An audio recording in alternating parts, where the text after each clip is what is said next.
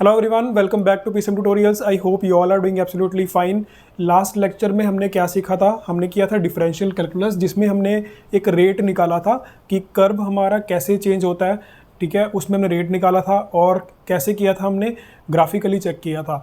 अब होता क्या है कि हर बार तो आप ग्राफ नहीं बनाते हो, आपके पास इक्वेशंस होती हैं। अब ये तो है नहीं कि आप इक्वेशन लोगे और उससे आप ग्राफ बनाओगे। तो अब हम क्या करेंगे, हम उन्हीं इक्वेशंस को यूज़ करके अलजेब्रिकली निकाल कर देखेंगे कि अलजेब्रिकली रेट कैसे निकाल सकते हैं, जो कि होता है dy/dx। लेकिन उनके इक्वेशन से पहले हम लोग आज एक चीज़ करने जा रहे हैं, जो कि आपने एक सबसे सिंपल डिफरेंशिएशन वाला फॉर्मूला देखा होगा कि जिसमें अगर हम dy/dx करते हैं एक्स स्क्वायर का, ठीक है, तो dy/dx ऑफ एक्स स्क्वायर हमारे पास 2x आता है। तो ऐसा क्यों है? ठीक है, क्यों आता है? तो उससे क्या होगा, आप एक विजुलाइज कर पाओगे कि फॉर्मूला कैसे आए हैं ये और डिफरेंशिएशन कैसे हो रही है। सो स्टार्ट करते हैं आज के लेक्चर को।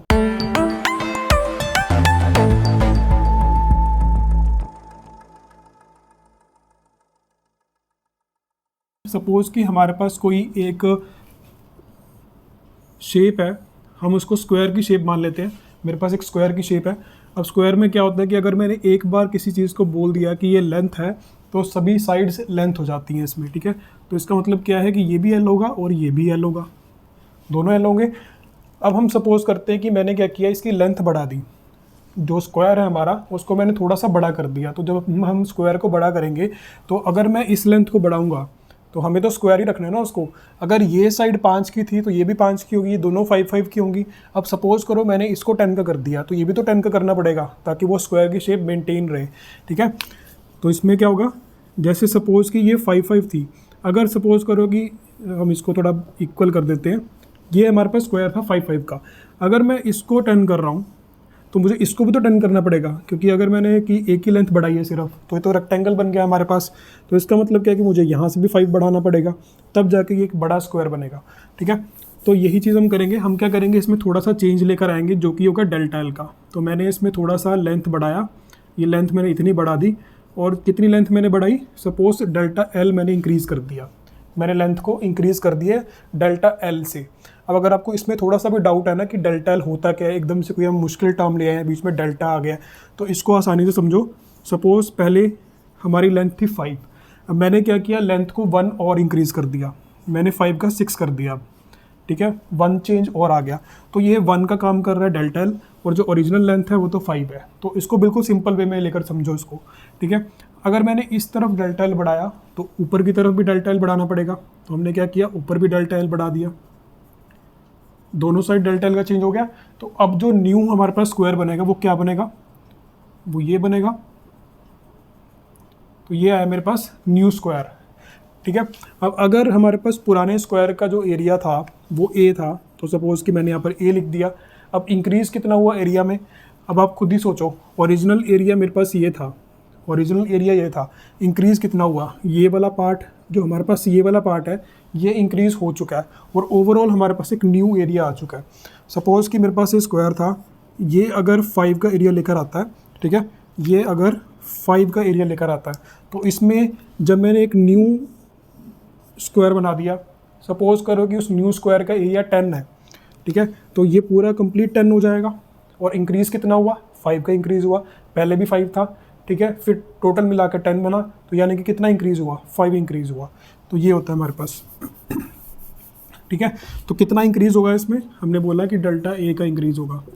हमारे पास जो ओरिजिनल पहले स्क्वायर था उसका एरिया क्या था, हम यहाँ पर लिखेंगे ओरिजिनल एरिया, ओरिजिनल एरिया जो कि कैपिटल ए से डिनोट कर रहे थे हम, वो क्या हो गया, एल स्क्वायर हो गया, क्योंकि स्क्वायर की लेंथ एल थी, तो एल स्क्वायर उसका एरिया आ जाएगा। उसके बाद हम लिखेंगे change in length, change in length हुआ हमारे पास डेल्टा एल, तो हमारे पास न्यू लेंथ क्या आ जाएगी, new length is equal to L plus delta L, L plus delta L new length हो जाएगी टोटल मिलाकर। देन न्यू एरिया हमारे पास क्या आएगा, new area is equal to, पहले तो था ए, अब आया कितना चेंज उसमें, डेल्टा ए का चेंज और आ गया, तो हमने उसको इंक्रीज़ कर दिया, वो डेल्टा ए उसमें ऐड हो गया। अब यहाँ से देखो कि मेरा जो न्यू एरिया है वो है ए प्लस डेल्टा ए। ठीक है, तो हम इसको फॉर्मूले की फॉर्म में कैसे लिख सकते हैं कि जो न्यू एरिया है वो न्यू लेंथ के स्क्वायर के बराबर होगा। तो हम यहाँ पर लिखेंगे एल प्लस डेल्टा एल का स्क्वायर ये हमने स्क्वायर से लिख दिया, एल प्लस डेल्टा एल का स्क्वायर। उसके बाद हम इसका स्क्वायर खोलेंगे जो कि ए प्लस बी का होल स्क्वायर होगा, तो ये ए का काम करेगा, ये बी का काम करेगा।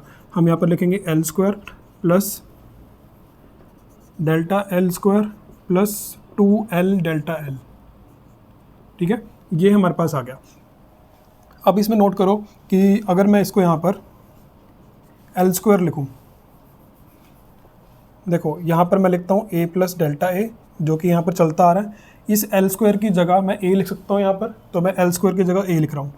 ए प्लस यहाँ पर बनेगा delta L square plus 2l dot delta L. अब देखो ए से ये तो कैंसिल हो जाएगा क्योंकि ये वहाँ जाकर माइनस होने वाला, कैंसिल ही हो जाएगा। फिर हमारे पास बचेगा delta A is equal to delta L square plus 2l dot delta L, ये हमारे पास बचेगा। अब देखो इन दोनों के पास डेल्टा एल है, हम क्या करते हैं कॉमन ले लेते हैं डेल्टा एल को। तो delta A is equal to delta L को मैंने कॉमन निकाला, तो बचेगा डेल्टा एल प्लस 2l, ये हमारे पास बचा। अब हमें क्या निकालना है, rate of change of area with respect to length. इसको हम ऐसे बोलते हैं कि rate of change of area निकाल रहे हैं विद रिस्पेक्ट टू लेंथ, कि लेंथ के हिसाब से हमारा एरिया कैसे चेंज हो रहा है, कि जैसे जैसे मैं लेंथ को बढ़ा रहा हूँ तो एरिया, मेरा जो एरिया है वो कैसे बढ़ेगा। या सपोज करो कि मैं लेंथ को कम कर रहा हूँ तो मेरा जो एरिया है वो कैसे डिक्रीज़ करेगा। अगर एल को डिक्रीज़ करोगे तो एरिया भी डिक्रीज़ करेगा, अगर एल को इंक्रीज़ करोगे तो एरिया भी इंक्रीज़ करेगा, ऑब्वियस सी बात है, ठीक है। तो वो हमें निकालने के लिए हम डेल्टा एल को नीचे लेकर आएंगे। तो मेरे पास क्या आएगा, delta A upon delta L की वैल्यू आएगी जो कि हमारे पास आएगी डेल्टा एल प्लस 2l, ये हमारे पास वैल्यू आई। अब इसका मतलब क्या है, अब आपको अगर याद हो लास्ट वीडियो में हमने क्या बोला था कि डेल्टा एल क्या होता है, जब कोई भी बड़े चेंज होते हैं ना हम उसको डेल्टा से डिनोट करते हैं। अब सपोज करो कि मुझे छोटा चेंज लेकर आना है, तो छोटे चेंज लेकर आने के लिए हम उसको डी वाई में कन्वर्ट कर सकते हैं ना, तो ये चीज़ को हम डी वाई में कन्वर्ट करने की कोशिश करेंगे।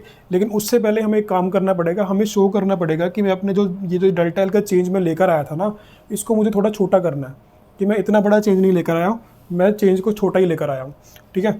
तो देखो हम क्या करेंगे, यहाँ पर लिखेंगे when delta L is made smaller.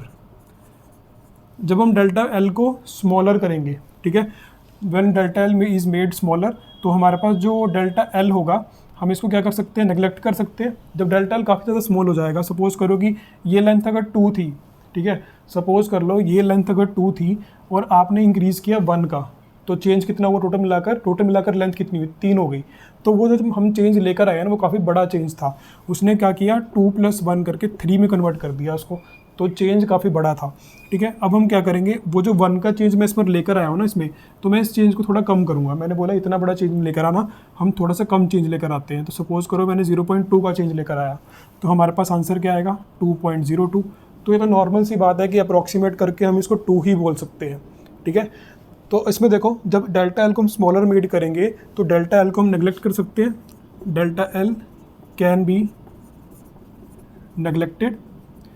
जब डेल्टा एल को हम नेगलेक्ट कर सकते हैं तो देखो ऊपर से हमने और क्या चेंज किया, हमने पहली बात तो जो चेंज था हमारा, जो डेल्टा एल का चेंज था उसको हमने छोटा कर दिया। तो छोटे चेंजेस के लिए हम क्या करते हैं, इसको डी में कन्वर्ट कर देते हैं। तो ये बनेगा D A upon D L, ठीक है, D A upon D L is equal to, अब डेल्टा एल के तो हम नेगलेक्ट कर सकते हैं क्योंकि जो है काफ़ी स्मॉल चेंज है, तो हम इसको नेगलेक्ट कर देंगे और हमारे पास जो आंसर आएगा वो 2l आएगा, ठीक है। अब बात आती है कि हम तो इसकी बात कर रहे हैं, ठीक है। तो अब देखो इसको कैसे कन्वर्ट करते हैं, यहाँ तक आप एक बार नोट कर लो।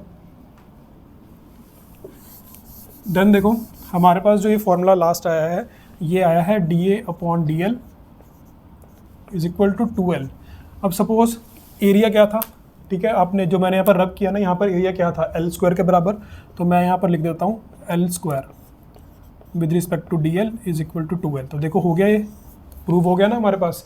इसमें क्या था, इसमें बस लेंथ का काम x कर रहा है, तो यहाँ पर x का काम l कर रहा है। तो यहाँ पर हमने ये सीखा कि जब भी हम एल स्क्वायर का डिफरेंशिएशन करते हैं विद रिस्पेक्ट टू उसी जो वेरिएबल है एल स्क्वायर का एल के विद रिस्पेक्ट ही हम कर रहे हैं, ठीक है, डिफरेंशिएशन। तो हमारे पास 2l आंसर कैसे आता है। अब मैं आपको एक ओवरव्यू दे देता हूँ कि हमने अभी तक क्या देखा है। हमारे पास हमें ये निकालना था कि differentiation of x square with respect to dx 2x क्यों होता है। तो उसके लिए हमने एग्जांपल लिया एक स्क्वायर का जिसकी अपनी एक लेंथ है और अपना एक एरिया है, उसकी लेंथ में जैसे ही हमने डेल्टा एल का चेंज किया तो उसके एरिया में भी डेल्टा ए का चेंज आ गया। तो हमने उसका एरिया निकाला जो कि A plus delta A new area था। वो कैसे आएगा कि जो न्यू लेंथ है उसी का स्क्वायर कर दो। एरिया का स्क्वायर का एरिया क्या होता है, लेंथ का स्क्वायर। तो यहाँ पर न्यू लेंथ थी उसका स्क्वायर कर दिया। हमने क्या किया, इसके स्क्वायर को सॉल्व किया, ए प्लस बी का होल स्क्वायर लगाया। देन हमारे पास जब ए खुला तो हमने ए और ए को कैंसिल कर दिया। तो हमें क्या करना था, हमें एरिया निकालना था विद रिस्पेक्ट टू लेंथ। तो हमने यहाँ से डेल्टा एल को कॉमन लिया। डेल्टा एल को कॉमन लेने के बाद इसको नीचे लेकर गए तो ए delta A upon delta L आया और यहाँ से हमारे पास बचा था डेल्टा एल प्लस 2l। अब डेल्टा एल हमने बोला कि सपोज़ हम निकाल रहे थे पहले डेल्टा होता है लार्ज चेंजेस के लिए, हमें निकालना है डी, ठीक है, डी होता है स्मॉल चेंजेस के लिए। तो हमने बोला कि हमने जो डेल्टा एल का चेंज लिया है ना, हम उसको थोड़ा छोटा कर देंगे कि जितना मैंने लेंथ को बढ़ाया था उस लेंथ को, जितना मैंने लेंथ को इंक्रीज़ किया था उस इंक्रीज़ को मैं थोड़ा कम कर दूंगा, यानी कि मैं थोड़ा कम इंक्रीज़ करूंगा, ठीक है। तो मैंने डेल्टा एल को कम किया। जब डेल्टा एल को कम किया तो हम क्या कर सकते हैं, वो इतना कम हो गया कि हम उसको नेगलेक्ट भी कर सकते हैं। तो हमने क्या किया, यहाँ से उसको नेगलेक्ट कर दिया। तो हमारे पास सिर्फ बचा 2l। तो फॉर्मूला आया D A upon D L is equal to 2l। Then area क्या होता है, एल स्क्वायर होता है। ए क्या था, ओरिजिनल वाला एरिया था, उसका फॉर्मूला क्या था, एल स्क्वायर। तो मैंने ए की जगह रखा L square, D L square upon D L आ गया 2l के बराबर। तो यही हमें प्रूव करना था। यहाँ पर जो एक्स है वो यहाँ पर एल का काम कर रहा है। सो आई होप कि आपको आज काफ़ी इजीली समझ आया होगा कि हमें कैसे डिफरेंशियल कैलकुलस को यूज़ करना होता है। So that's all for today. Thank you for watching this video.